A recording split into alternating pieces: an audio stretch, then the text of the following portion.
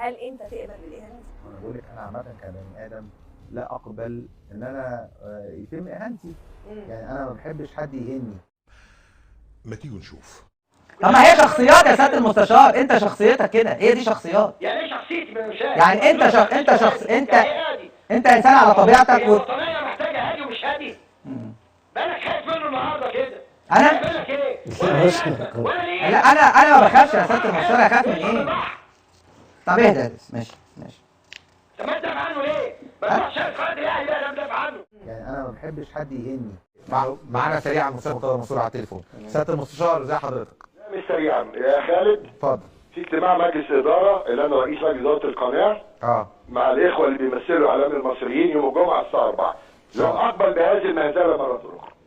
اللي بيحصل ده مهزله ومسخره مش هقبل بيها. تتعمل في اي مكان تاني، لا في نادي الزمالك ولا في قناه الزمالك.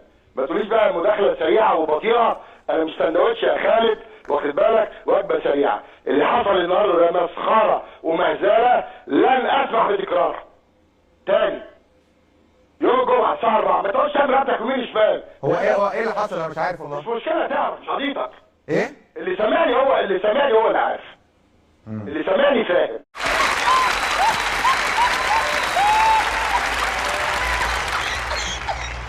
انت بتضحك ليه يا عم انت؟ بيكذب. ده بيكذب؟ يا رب